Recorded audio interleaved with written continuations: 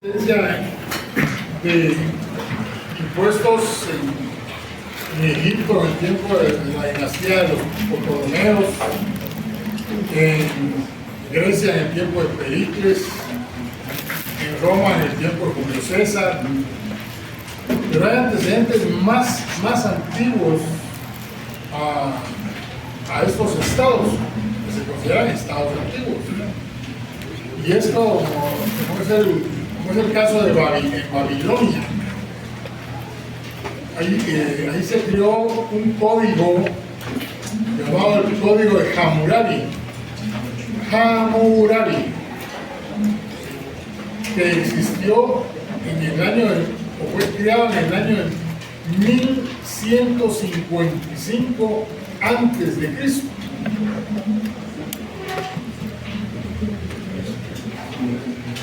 Ese código yo logré conseguir, no el texto completo, pero sí una buena parte de un viaje que me gustaría meterme donde venden libros, y ahí lo encontré, y son casos únicos que no encuentro un libro así, y tuve la oportunidad de leerlo, y ciertamente ahí ya se habla de tributos que se pagaban entre algunos sectores sociales que existían en esa época. O sea, este tema de los tributos no es nada nuevo. El tema de los tributos, que más tarde se llamaron impuestos, pues sencillamente es algo que ha existido prácticamente desde que empezó a existir el hombre.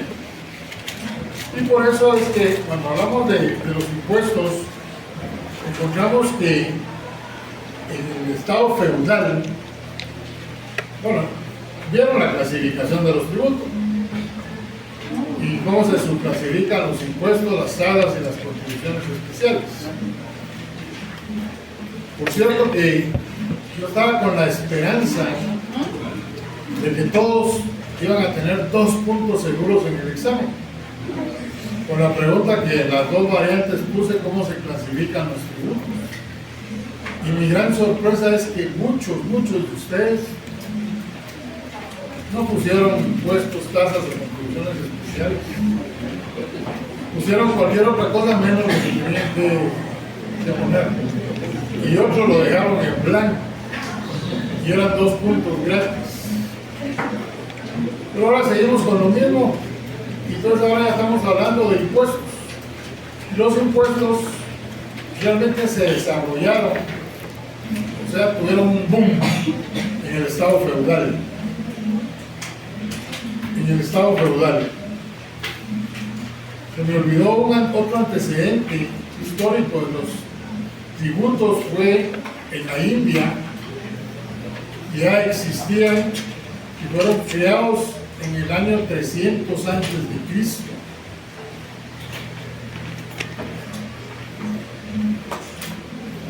Y aún estando en la época de Cuaresma, se me olvidó también mencionarles que en el tiempo de que Roma conquistaba todos estos estados, se dio una figura que todos los años para estas épocas nos la recuerdan. ¿Saben cuál es, verdad? Cuando Poncio Pilato iba a juzgar a Jesús, y lo iba a juzgar en base a lo que le estaban pidiendo, que estaba propagando la idea de que no se tenían que pagar los impuestos a Roma. Y él contestó, Poncio Pilato: a César lo que es de César y a Dios lo que es de Dios. Ahí lo van a ver ustedes el viernes para los que son católicos. Y eso es algo que a través de los años nos han ido recordando. Pero es en el estado feudal, donde los reyes y los señores feudales, que eran muchas veces más poderosos que los reyes, que crearon una cantidad bárbara de impuestos, como lo hacían las municipalidades aquí en Guatemala, creando arbitrios. Aquí en Guatemala hubo muchas municipalidades que crearon arbitrios según fuera su interés y grababan cualquier cosa. Esa fue una de las motivaciones por las cuales en la Constitución de la República actual se prohibió que las municipalidades siguieran creando arbitrios, porque tomaron la posición de reyes o señores feudales y a todos los que vivían en su municipio los grababan en la forma que ellos pensaban que podían pagar más dinero a la municipalidad. ¿Cuáles son los antecedentes históricos de los impuestos? Hay impuestos que se dieron en el pasado, en el estado feudal, que tuvieron un nombre, pero por el texto, por la explicación que les voy a dar, se van a dar cuenta que han subsistido a nuestras fechas, a nuestros tiempos. Había un impuesto que se llamaba de capitación, con C, capitación. Este impuesto de capitación consistía en que cada persona que vivía dentro del feudo tenía que pagar una cantidad de dinero una vez al año.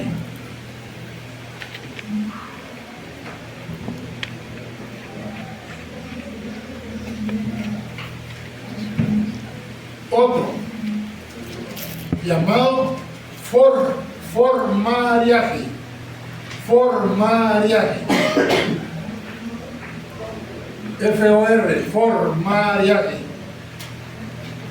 Llamado también de servidumbre matrimonial.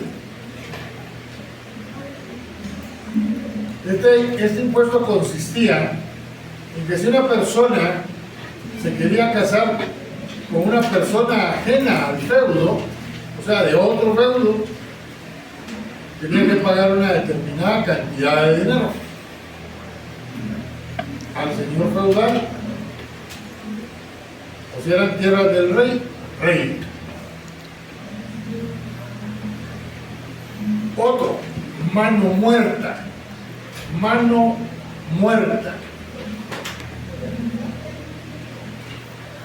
Este era un derecho que tenía el rey o el señor feudal a apoderarse de las tierras de sus siervos cuando estos morían y no tenían herederos. ¿Cómo se llama esa figura en la actualidad? Sucesión intestada. ¿Lo vieron en derecho civil? Cuando vieron lo relativo a las herencias.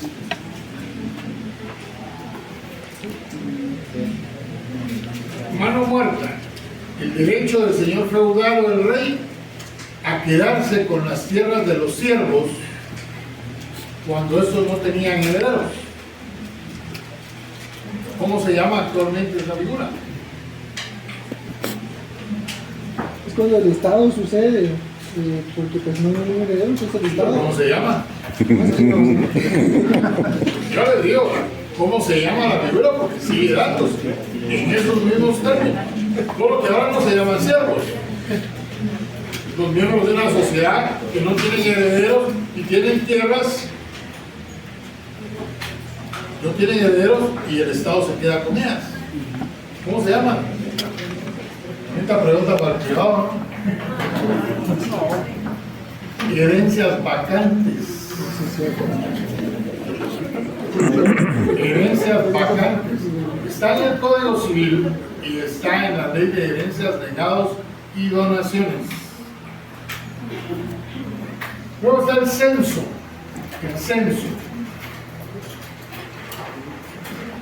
Era un impuesto que se pagaba en proporción al tamaño de tierra que poseía. Impuesto que se pagaba en atención al pedazo de tierra que poseía. ¿Cómo se llama eso actualmente? Yusi. Todos los que somos propietarios de inmuebles, dependiendo del tamaño del inmueble, así es como pagamos el impuesto único de los inmuebles. Pecho, pecho, pecho o talla. Ese impuesto, pecho o talla, era un impuesto que se pagaba cada año por familia. Y se le llamaba talla porque en las puertas dejaban una ranura que era la constancia de que habían pagado el impuesto.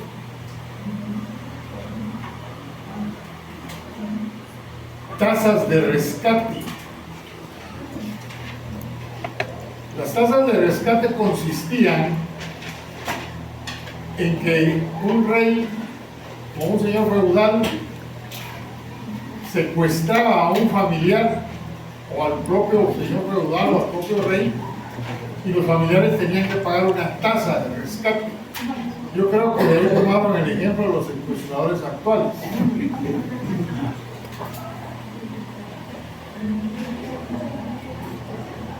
Y también se aplicaba cuando no pagaban un servicio que se les prestaba. También surgió el denominado peaje. Acaba de eliminarse el último peaje en Guatemala, ¿no? Palín Escuintla. Pontazo, P-O-N, pontazo, viene del puente.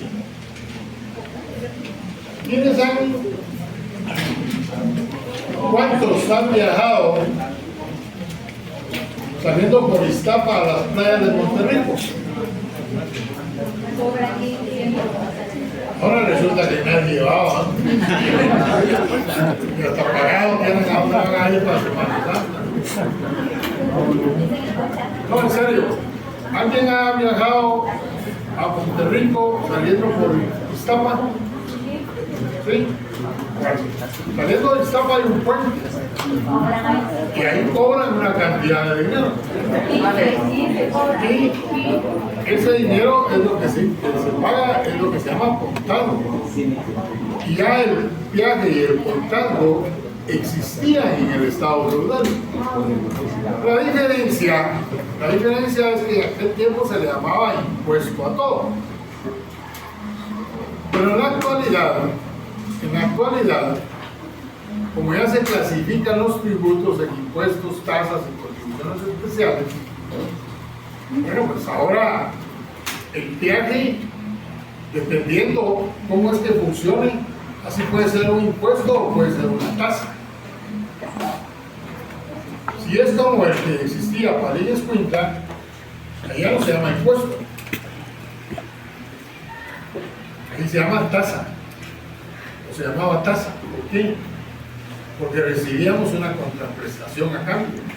¿Cuál era la contraprestación? Derecho a pagar. Pues una carretera excelente, con lugares para descansar, que al principio incluso hasta tenía seguro, todavía estaban los postes para comunicarse en caso de accidentes, dejaban carros cuando se descomponen, buen nombre, grúas. Y si alguien no quería pagar, pues se podía ir por la ruta antigua del Palín Escuintla. O sea, no era obligatorio. El peaje es obligatorio cuando es el único punto para llegar de A a B y le pagan por pagar. Ahí estamos hablando de un impuesto y era como funcionaba el peaje en el pasado. El contado actualmente se puede considerar también tasa o impuesto. ¿Puede llegarse a Monterrico por otro lugar que no sea usando el puente? Sí. Sí, claro que sí. Entonces es un servicio el que nos están dando. Entonces lo que estamos pagando es una tasa. ¿Se dan cuenta cómo se clasifica? Eso lo vamos a ir viendo más adelante. Bueno, ahí tienen ustedes ejemplos de impuestos que se dieron en el estado feudal. ¿Sí? ¿Y la base qué es? La base. Es una carretera privada. Es una carretera privada. ¿Qué es la base? Está la de Carretera El Salvador y esas no. La carretera El Salvador. Una vez. También te puedes ir. Es una carretera privada que cobra viajes. Una vez es un proyecto de carretera privado, lo que el Estado no ha podido hacer. Pavimentar para acortar distancias. Esta gente se dedicó a comprar terrenos. O sea, ya tenía trazada una ruta y compró los inmuebles. Y aunque dio la autorización correspondiente al Ministerio de Comunicaciones, y construyeron la carretera. 4 carriles, hicieron puentes, todo lo que ustedes han visto. Y siguen haciendo. Y ahora se va hasta Matitlán, bueno, la bajada, y se sale de una vez hasta allá arriba a la salida Juan Salvador, se sale para venir a las Américas, y desde luego ellos tienen que recuperar su inversión, y están cobrando un peaje. ¿Se puede considerar ese peaje impuesto? ¿Por qué no? Porque es privado. Los impuestos solo se le pagan al Estado. Sin embargo, es un peaje. Solo que se le paga a la iniciativa privada. Bueno, gracias por la pregunta, muy buena. Veamos ahora los impuestos. Ya propiamente los impuestos. Mira, en el esquema dice que se pueden dividir en directos e indirectos. ¿Pero qué son los impuestos realmente? Bueno, pues los impuestos son pagos obligatorios. Pagos obligatorios que se tienen que hacer al Estado y no propiamente al ente central, sino a todos aquellos órganos que el Estado ha autorizado para cobrar impuestos.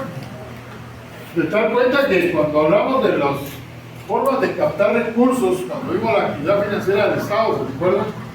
Hablamos de la SAC, hablamos del INGUAT, hablamos de las municipalidades, hablamos del Ministerio de Energía y Minas. Estos órganos están facultados para cobrar impuestos. Y esos impuestos son obligatorios, su pago. ¿En qué momento nos surge la obligatoriedad? Ahora, compañero de lentes. ¿Se bajó la vista? Sí. En el momento cuando imponen impuestos. Bueno, lo imponen cuando crean la ley, ya está ahí la ley. ¿Pero en qué momento surge la obligación de pagarlo? ¿Quién me ayuda? Cuando cumplimos las condiciones que establece la ley, por ejemplo, si fuera el IVA, que aquí no compra un producto. Y el compañero dice que en el momento en que se dan las condiciones que establece la ley, Cuando nos encontramos en un hecho generador. ¿qué es un hecho generador? Si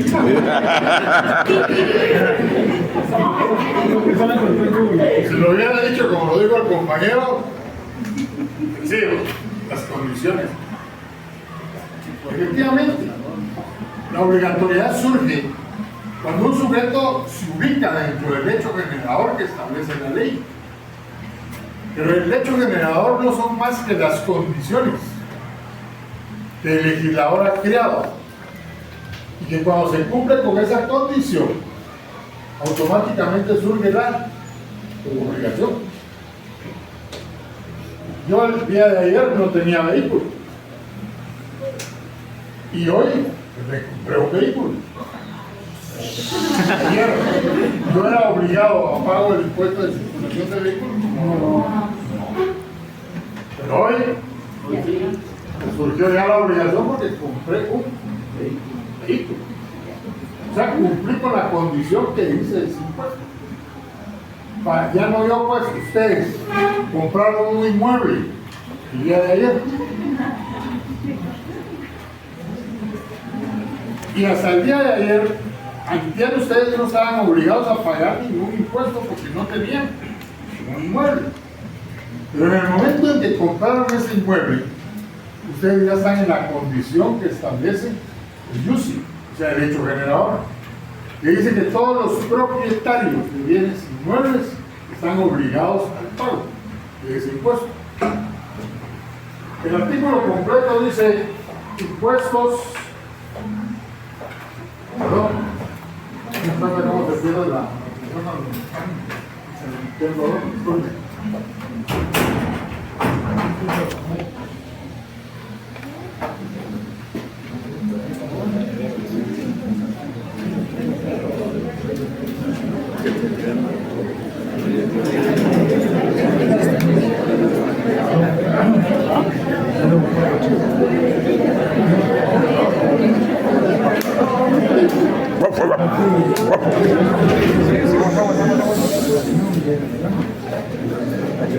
El artículo completo del IUCI dice que todos los propietarios, poseedores y usufructuarios de los bienes del Estado están obligados al pago del impuesto. El Estado no controlaba quiénes eran los poseedores de tierras. ¿Y cómo hizo entrar a estos poseedores al pago del impuesto? Pues hace muchos años, se creó una ley, no es la actual, una ley del IUCI, en la que decía que todos los poseedores podían registrar sus inmuebles para poder asegurar su derecho a la posesión. Y entonces dijeron, solo tienen que presentarse a entregar un autoavalúo. Y ahí ponen todas las características del inmueble. De uno a uno fueron llegando todos los poseedores. Y algunos hasta cometieron la equivocación de pensar que por el precio que le iban a poner a ese autoavalúo era como iban a vender. Nada que ver. Hubo unos notarios inmorales, diría yo, que con el afán de cobrar más por llenar el formulario a aquella gente que no podía llenarlo, le decían que subiera el precio para poder cobrarles más. Lo que nunca les explicaron fue que presentar ese autoavalúo significaba ubicarlos como sujetos pasivos de la obligación tributaria del pago del IUCI. Cuando más adelante se dieron cuenta del error que habían cometido de subir el precio de los inmuebles, tuvieron que hacer solicitudes para que les fueran a hacer avalúos fiscales y se dieran cuenta que habían cometido el error de ponerle precios que no correspondían. Por eso es que ahora, cuando ustedes van a iniciar una titulación supletoria, una prueba determinante, es que han estado pagando el IUCI durante esos 10 años. Con eso, ¿quién les puede contradecir que ustedes no son los poseedores de ese inmueble? No se les olvide cuando estén en el ejercicio. Bueno, entonces estamos ante esa situación de que el impuesto se convierte en obligatorio cuando nos ubicamos dentro del hecho generado. ¿Qué nos dan a cambio cuando pagamos el impuesto? ¿Qué recibimos? ¿Qué recibimos? A ver, compañero de verde. Pues supone que recibimos beneficios que nos otorga el Estado. Pues, usted, cuando paga el impuesto del cargo que tiene, ¿qué recibe? Se supone que calles asfaltadas, buena iluminación. Usted, cuando paga el impuesto, ¿qué recibe en ese momento? Una tristeza profunda. Cuando se pagan impuestos, no se recibe nada a cambio. No hay contraprestaciones. Alguien diría, como lo dijeron en algún tiempo, bueno, tengo derecho a transitar por calles asfaltadas, lo repitió el compañero, no me acordé. Pero toda esa gente poderosa económicamente hablando, que no usa las carreteras, que pagan muchos impuestos y se transportan en helicóptero, en avioneta. O sea, no es esa la contraprestación. No hay contraprestación así, no hay contraprestaciones. El impuesto es obligatorio y no hay contraprestaciones.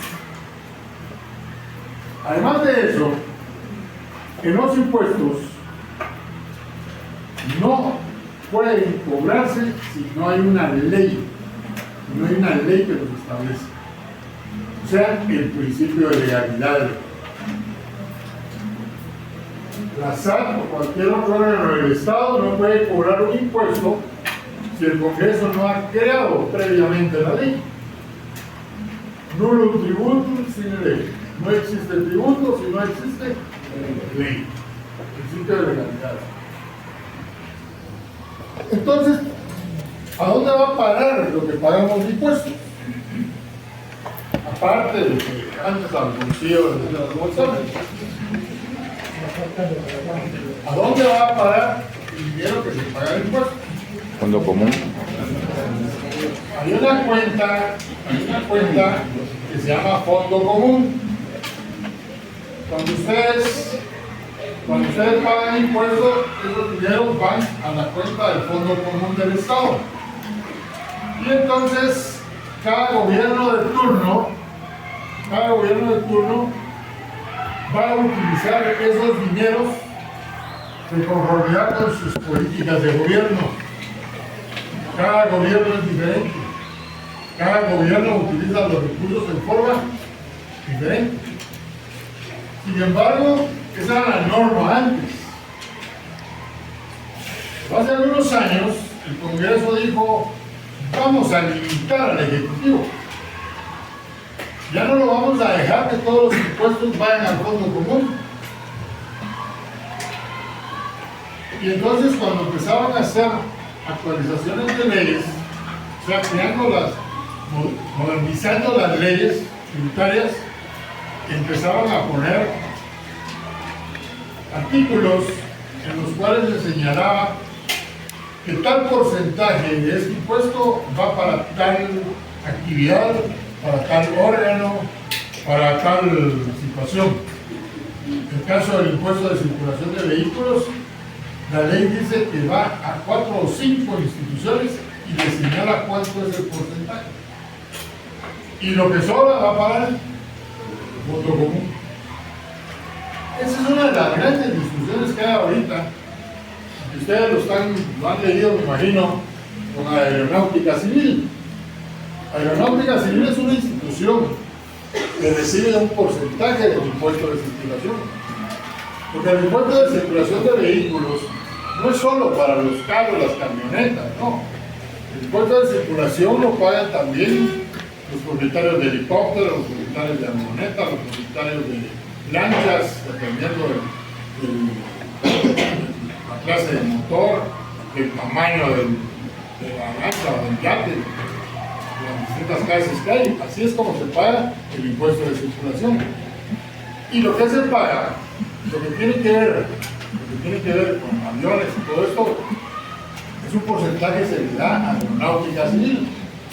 Y entonces, cuando vienen las autoridades, no estas, sino todas las que han pasado, y van a encontrar un aeropuerto casi destruido, entonces, ¿dónde están los impuestos que se declararon por ley?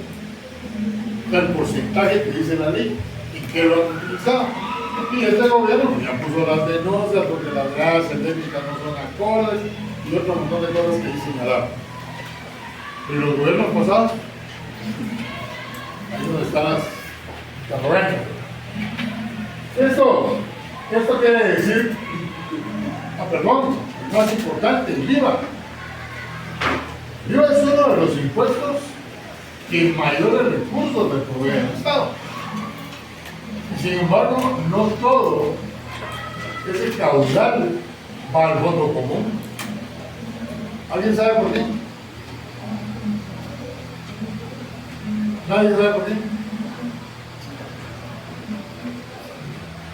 En la ley del IVA dice, cuando se firmaron los acuerdos de paz, ahí se estableció que el total del IVA se tenía que dar un porcentaje a las municipalidades. Y de ahí nació también la idea de que si ya se le había trasladado el YUSI a las municipalidades y se le estaba dando dinero del IVA Paz, ¿cómo se llama? IVA Paz. Entonces había que quitarle a las municipalidades la facultad de estar creando libros. Si ya tenía fuentes, ya tenía financiamiento derivado de los impuestos para cumplir con sus obligaciones. ¿Me explico? Ese porcentaje lo van a ver ustedes el otro semestre.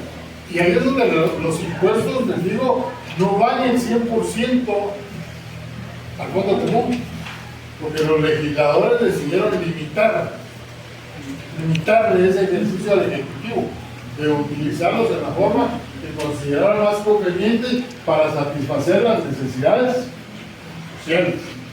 ¿Para qué sirven los impuestos entonces? Para satisfacer necesidades sociales. Se supone que las municipalidades se les trasladan impuestos del IVA. ¿Para qué? Para que atiendan necesidades de la sociedad que está dentro de su jurisdicción. ¿Para qué sirve el IUSI? Que ya no lo cobra el ICARI. Son poquitas las municipalidades que todavía no les han trasladado el cobro del IUSI. Si no se los han trasladado porque no han manifestado que tienen la capacidad para poder recaudarlo. ¿Para qué lo debe usar la municipalidad? Para atender las necesidades de la población que está dentro del municipio.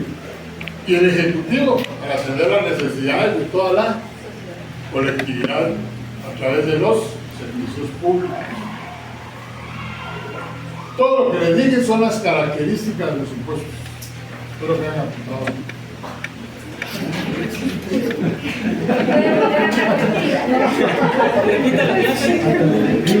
Son preguntas de Bueno, ya se los expliqué.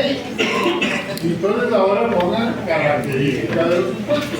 Yo ya solo les voy a dar el título. Ustedes ya saben. 1. Se rigen por el principio de legalidad.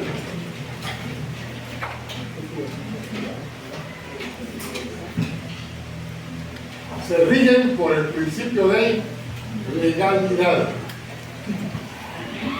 2. Su pago es de carácter obligatorio. ¿Qué pasa? ¿Qué pasa si yo compré ese inmueble hace 3 años y me dijeron que tenía que pagar el IUSI, que era obligatorio que lo pagara, y no lo pagué? Hoy, a principio de año, me dijeron que parte de la municipalidad un requerimiento para que lo pagara. Me dijeron cuánto es el impuesto en esa nota y que la multa es del 100%. Y aún así me vino del norte. ¿Qué puede hacer la municipalidad entonces si yo no quiero pagar?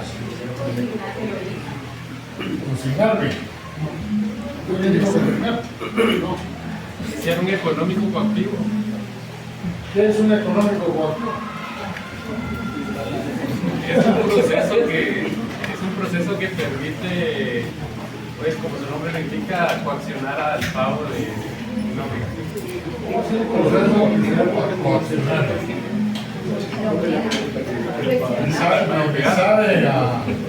Le sabe a que vamos a extorsionar ciudadanos municipales. A ver qué dicen los demás compañeros. Dos más que hablen, no por satisfecho. El Estado usa su Jus Imperium para... El Estado utiliza su Jus Imperium para cobrarle. Ya hay 2 Jus Imperium, creo la ley, ya me citaron que voy a pagar, ya me dijeron cuánto es de multa y igual. No, entonces... A ver, de este lado. A ver qué me dice algo. No se pueden variar. Ustedes que si usted no está al día con esos pagos, sí limita, por ejemplo, tratar de propiedad o que no puedan darle una construcción, ese tipo de cuestiones. Entonces, a que se construyen, que quiera hacer algún cambio. Fíjate, compañera, que ese inmueble lo compré para quedarme ya hasta que me muera.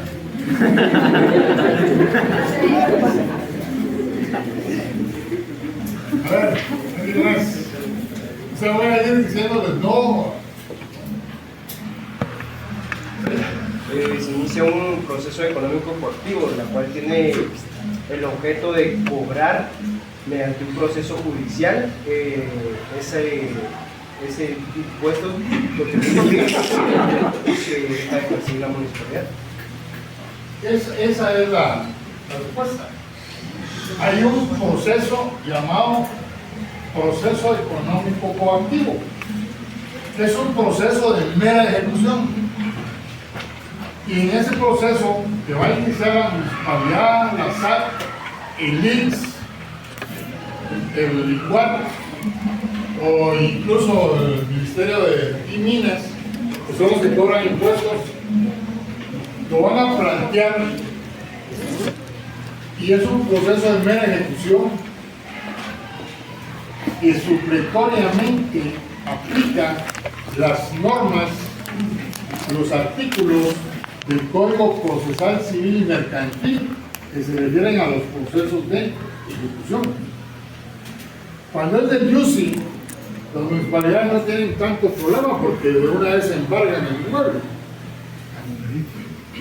Cuando es la SAT, ustedes han oído que traban intervenciones, ¿sí? Embargan cuentas bancarias, embargan bienes, embargan sueldos. Es un proceso de ejecución. Entonces, el impuesto es obligatorio, pero a la vez se convierte en coercitivo si uno lo puede pagar. ¿Y cómo es que va a darse esa situación? Mediante el derecho que tiene el Estado de iniciar esos procesos económicos coactivos. En materia tributaria hay dos procesos. ¿Cómo hay dos procesos en materia tributaria? Uno que es el que utiliza el Estado y es el proceso económico coactivo. Cada vez que no pagamos, somos ejecutados. Pero también cada vez que se violan nuestros derechos o se están interpretando mal las normas y con eso se nos pretende hacer pagar más, como es el caso del impuesto sobre la renta y el IVA, y es donde más se dan esas situaciones. ¿Cómo me defiendo yo? No puede ser con un económico coactivo. ¿Cómo me defiendo? Porque es una ley, uno de los procesos que están en el procesal civil y mercantil. Yo hice un sumario, un ordinario, un oral. Un proceso contencioso administrativo. Voy a iniciar un proceso contencioso tributario. Lamentablemente en Guatemala no hay una ley que diga proceso contencioso tributario. Y entonces supletoriamente se aplica el proceso contencioso administrativo. Muy bien. Nos estábamos enumerando las características. Materia por el principio de legalidad. No existe contraprestación. Tiene carácter obligatorio. Sirve para satisfacer las necesidades sociales.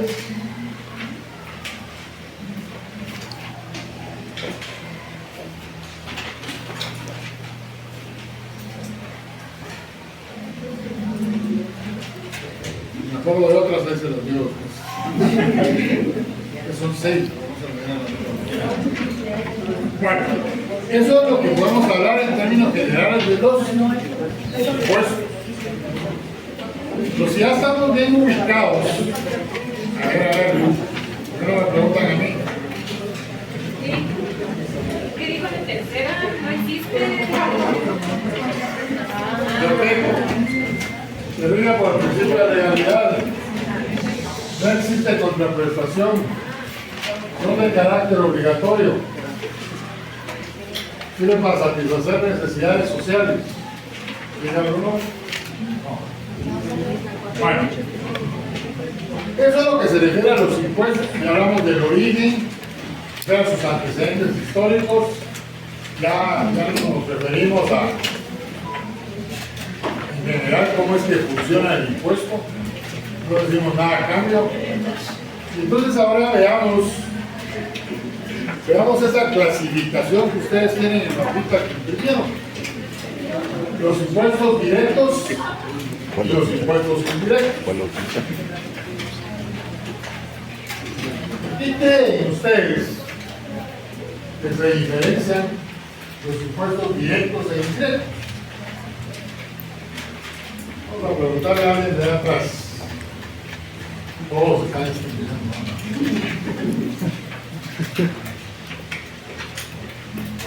A ver, compañero. Dale. ¿Qué cree usted que se diferencia los impuestos directos e indirectos? Por ejemplo, el impuesto de circulación, que todos los que tenemos vehículos estamos obligados a pagarlos. Ahora el IVA, en teoría no lo pagamos, pero por ejemplo al ir a la tienda, pues compramos un registro y no pagamos el impuesto, en teoría. Pero sin embargo la persona que adquirió la mercadería ya pagó un impuesto. A nosotros no nos encargan una factura como tal, pero dentro de lo que está pagando por el registro, que sería, por decirlo así, el impuesto indirecto. Está bien, como lo digo, está bien, pero ¿dónde está la diferencia con el directo?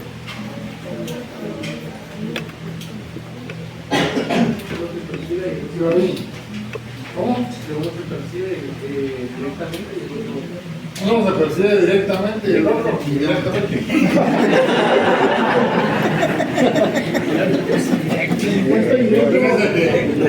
Fíjense que todos se rieron. Pero cuando yo califico los exámenes, muchos contestan basándose en la lógica de la palabra, de una de las palabras que lleva la pregunta. Y ese es el peor error que pueden cometer. Porque la pregunta es una cosa y la respuesta no tiene nada que ver con el nombre.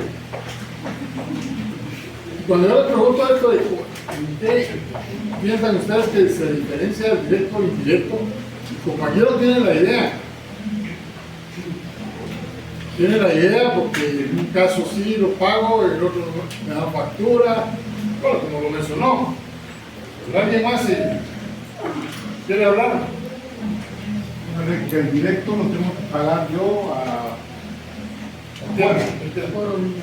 y el indirecto se lo puedo trasladar en un proceso económico a póngale a quien me compra a mí en una transacción.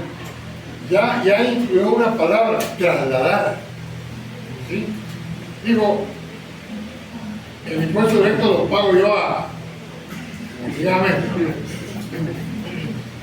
Mientras que el indirecto lo puede trasladar según el proceso económico. Digo. Un proceso económico. Y esa es la gran diferencia. Si ustedes lo van a terminar de entender con un par de círculos que yo voy a hacer aquí. Hay un sujeto activo y hay un sujeto pasivo. El sujeto activo siempre va a ser el Estado, siempre. Aquí como sujetos activos podemos mencionar la SAC, las municipalidades, los que hemos estado mencionando que cobran impuestos.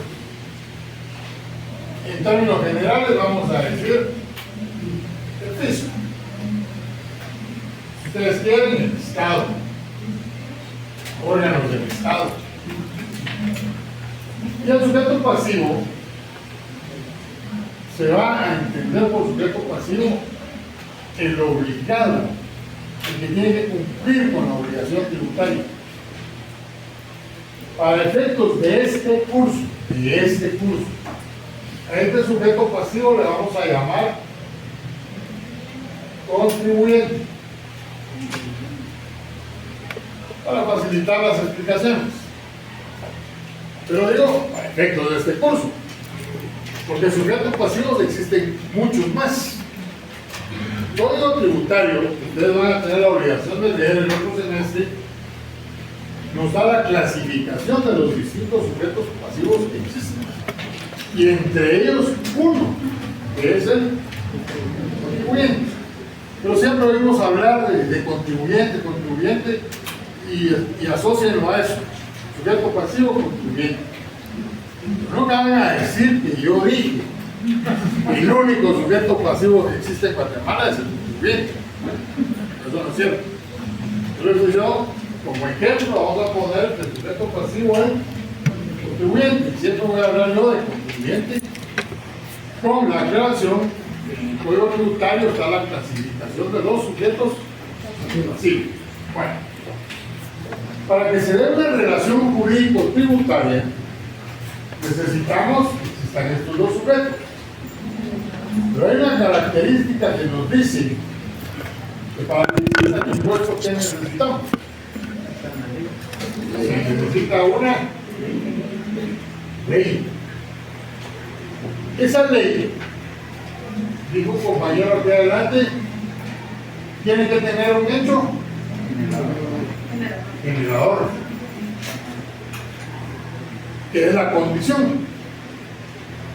Cuando el sujeto pasivo se ubica dentro de esa condición, inmediatamente surge un vínculo entre estos dos sujetos. ¿Qué es ese vínculo? El vínculo es que este sujeto pasivo va a tener derecho a exigirle al contribuyente que cumpla con una obligación. ¿Qué obligación? De pagar el impuesto. Y si no la cumple, pues ya hablamos de los medios coercitivos que se pueden emplear. Aquí estamos hablando de un impuesto directo. Solo hay dos sujetos. No hay un tercero. La ley señaló a este sujeto como el obligado al pago una vez que se ubique dentro del hecho generador, y ese sujeto es el pagador del impuesto. Un impuesto directo es el uso. Los propietarios de bienes inmuebles deben de pagar. Puede ese propietario de ese bien inmueble hacer un contrato de arrendamiento con este sujeto que establezca como condición que eres el responsable de pagar la renta, la luz, el agua y el uso. ¿Puede hacerlo? Aquí adelante dicen no. ¿Puede hacerlo? No, dice el aplazamiento. ¿Todos no? ¿Por qué se puede?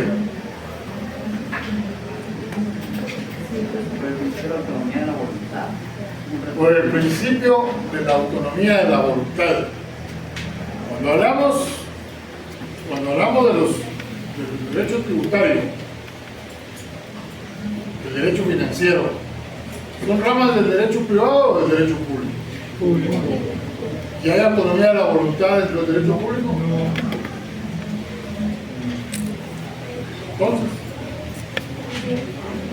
Creo que en cierta forma sí se puede hacer ese tipo de contrato. Sin embargo, el responsable siempre va a ser el propietario. la explicación es que cuando yo hablo de un contrato de arrendamiento, nos salimos del esquema del derecho tributario. Nos salimos del esquema del derecho público. En el derecho civil hay acuerdo de voluntades.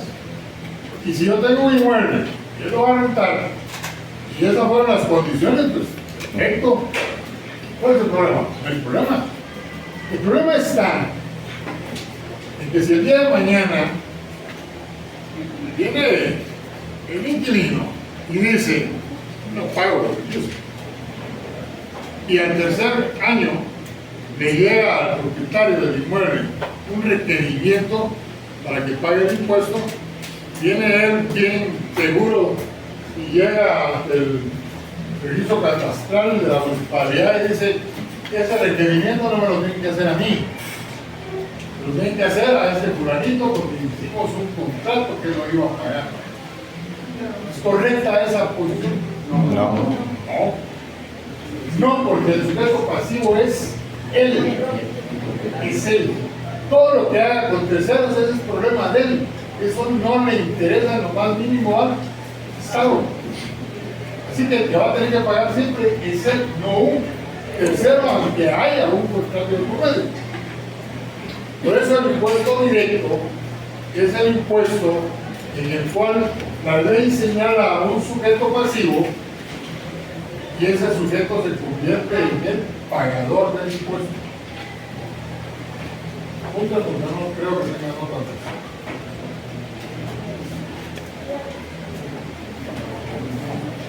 El impuesto directo es aquel en que la ley señala a un sujeto como el obligado al pago y él es el pagador del impuesto. Se eliminan a terceros. Solo es entre ellos toda la relación. Sí, que entonces decir que en parte es personalísimo.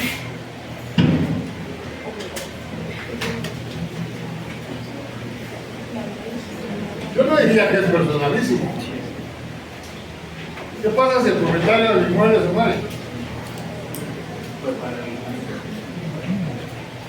Como se murió el propietario del inmueble, pobre, la municipalidad ya no va a poder cobrar. No. Los herederos. Pero los herederos llevan muchos años para que los inscriban. En todo ese tiempo no va a pagar entonces. ¿Qué no tendría que pagar? Pues ya vieron civil, señores. ¿Qué no tendría que pagar? Ya, el administrador de la mutual es el responsable de velar porque los inmuebles, los bienes estén en buen estado, pero también es responsable de cumplir con las obligaciones que se generan por esa herencia que existe. Por eso no puedo decir yo que es personalísimo. Ahora, ¿cómo será el impuesto indirecto? Volvemos a hablar de dos sujetos: sujeto activo y sujeto pasivo. Porque también un impuesto, existe la ley. Como ley también tiene hechos generadores. Para que se dé ese vínculo, este sujeto tiene que cumplir con la condición. Nace el vínculo. Y una vez que nace el vínculo, se genera la obligación. ¿En qué cambió? ¿En qué cambió este impuesto indirecto?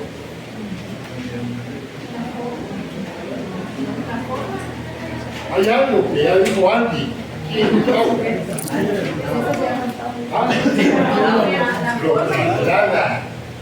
Lo traslada. Tiene este sujeto que la ley señaló como obligado al pago y traslada el impuesto. Ese lo traslada y lo sigue trasladando dependiendo del proceso de comercialización del producto. Ejemplo. Aquí hay un impuesto que grava las bebidas carbonatadas, todos esos jugos, los que producen bebidas alcohólicas, ron, cerveza. No es viernes, estamos lunes todavía.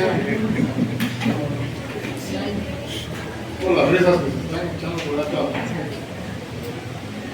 Esos impuestos están grabando al que está produciendo.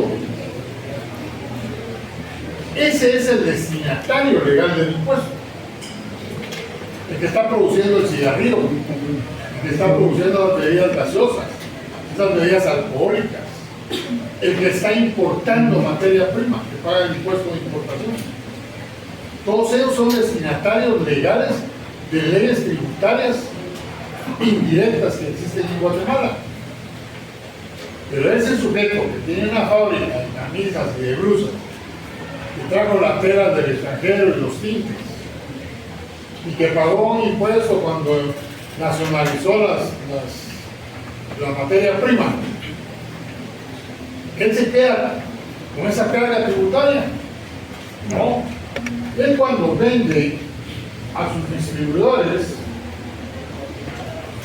le traslada el costo, le cobra su ganancia y le traslada el costo. Solo tiene un distribuidor, toda su producción se la traslada a él. Pero hay fábricas, estamos hablando de fábricas, que tienen distintos distribuidores. Entonces, dependiendo de la parte de la producción que le está trasladando, es como va repartiendo sus costos, sus ganancias y el impuesto. El distribuidor llega, manda al supermercado. El supermercado le vende a las tiendas. Las tiendas le vende a los chumeros, creo que es como se les llama, y le vende en las esquinas, así es como se les llama. Al final, todo ese producto llegó al consumidor. ¿Quién pagó el impuesto? Consumidor. En la medida que más consumamos un producto, en esa medida estamos pagando más. Pues, si un fumador se fuma una cajetilla, pues va a pagar la parte proporcional de una cajetilla. Pero si se fuma un paquete de cigarros en un día, pues no va a pagarlo por mucho tiempo también. Igual que el que bebe, es la misma circunstancia. Entonces, dependiendo del consumo, y entonces aquí varía la explicación. Aquí dije yo, la ley señala a uno como destinatario legal del impuesto, ese es el sujeto pagador y no interviene ningún tercero.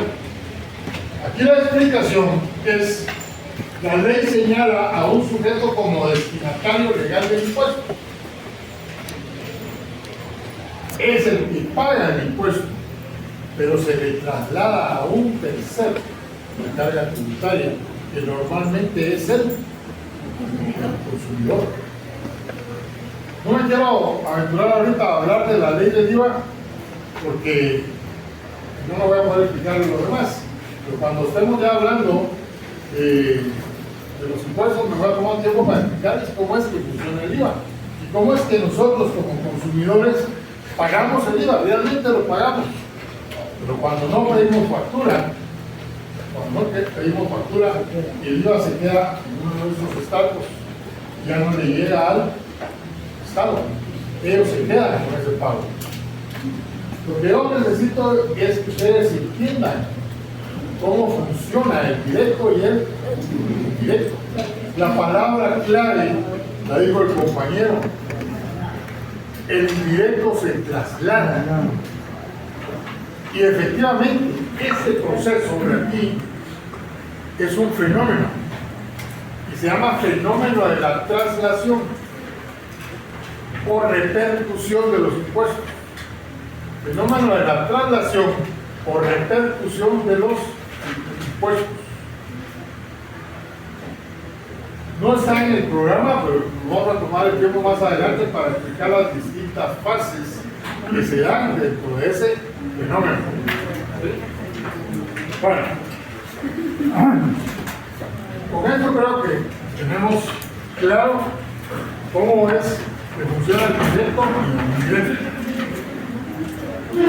Sé que algunos se tienen que ir temprano, solo salgan sin hacer mucha olla, nada de estarse topando las manos como hicieron el compañero que salió ahorita, porque tengo que llegar a donde los dejé a los compañeros de allá por una sencilla razón. si el calendario de segundos parciales sigue como está, solo tengo 4 clases.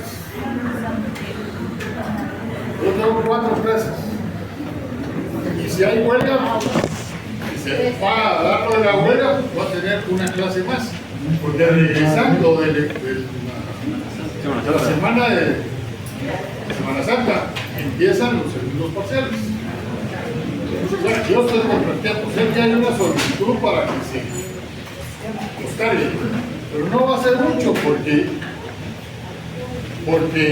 los finales tienen que ser en la tercera y cuarta semana de mayo. No hay mucho chance tampoco. Y por eso. Pregunta, en vista de la premura de eso, ¿cuándo nos podría pasar el material para no estar corriendo como en el primer parcial? Esto no hay material. Todo lo que estoy hablando no hay material. ¿Cuáles serán las leyes que están Quiero terminar. ¿Cuáles son los comerciales? Este autor, hay un autor, Ernesto Flores Zavala, es el que se refiere a la explicación de los impuestos en esta forma que es lo que estoy planteando. Desde luego, no hace círculo. Pero él dice que los impuestos se pueden analizar en base a 2 criterios, en base a 2 puntos de vista. El criterio de la repercusión y el criterio administrativo.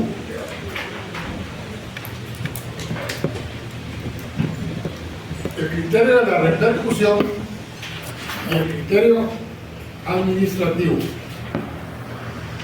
Dice él, desde el criterio de la repercusión, los impuestos directos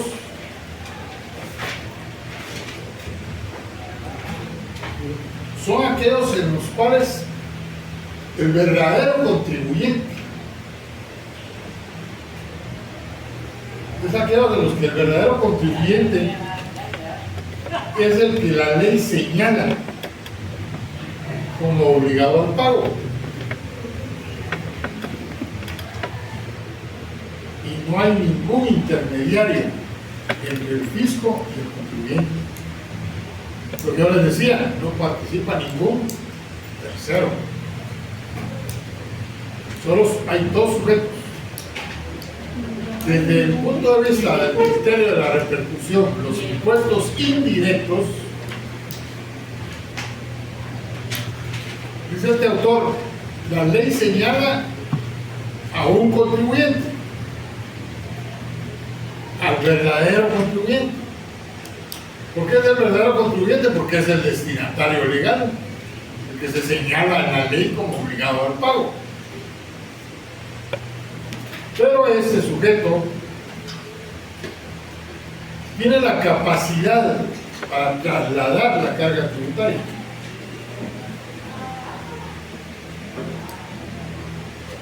O sea que el pagador del impuesto es un tercero.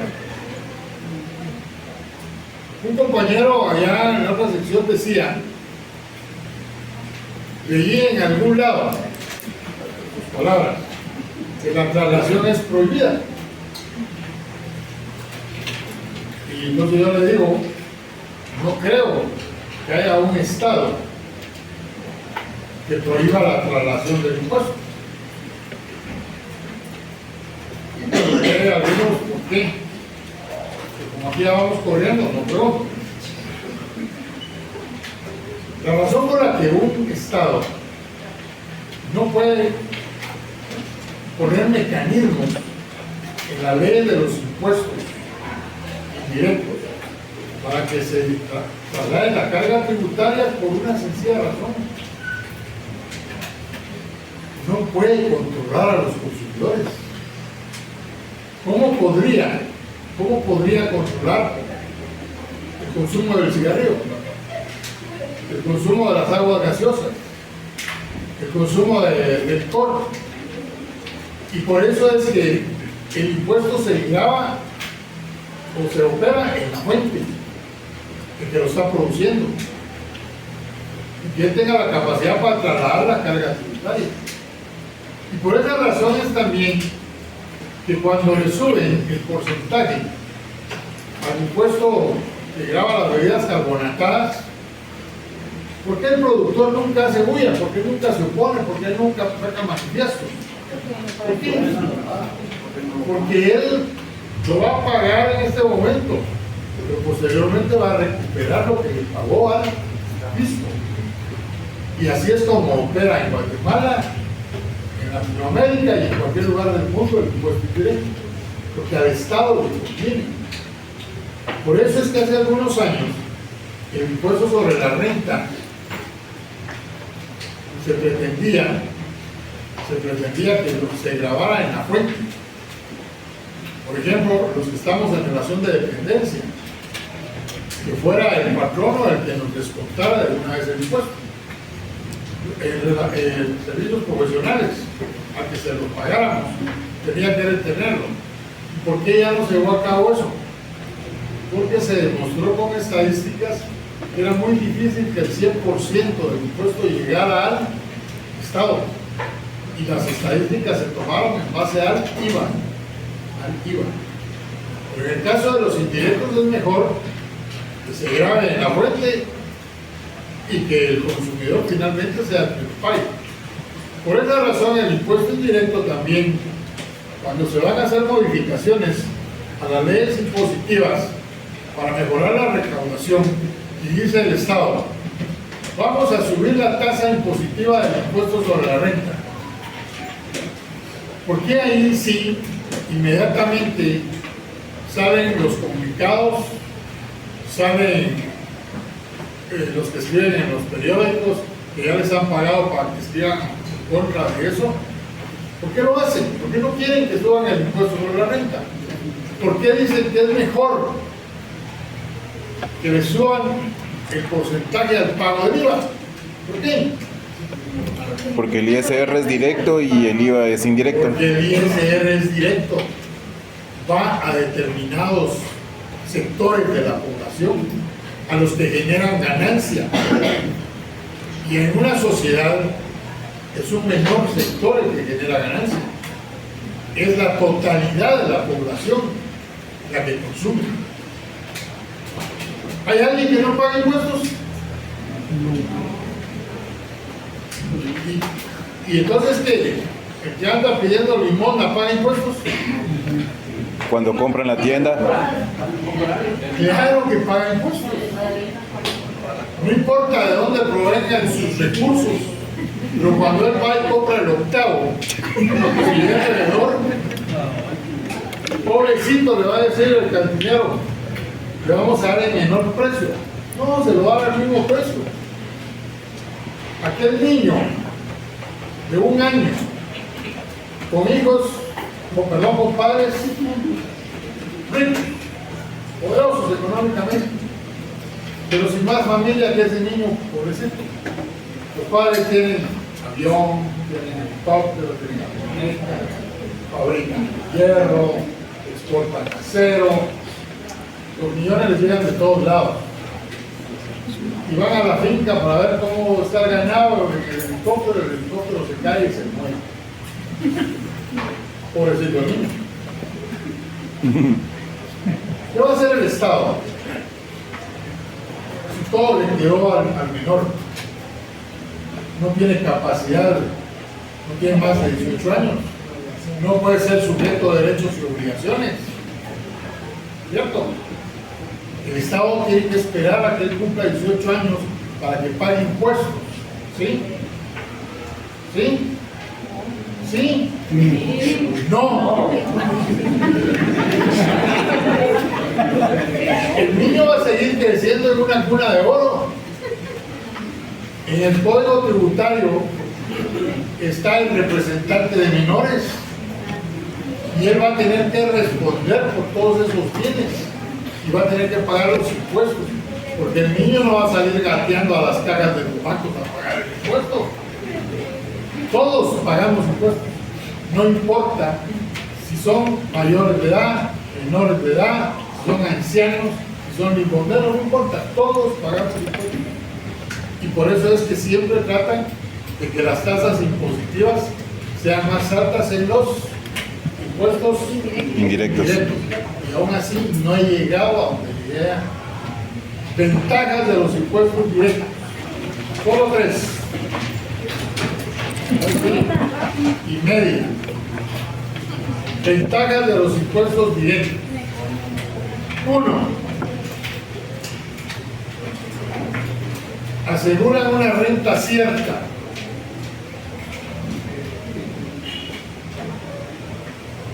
2.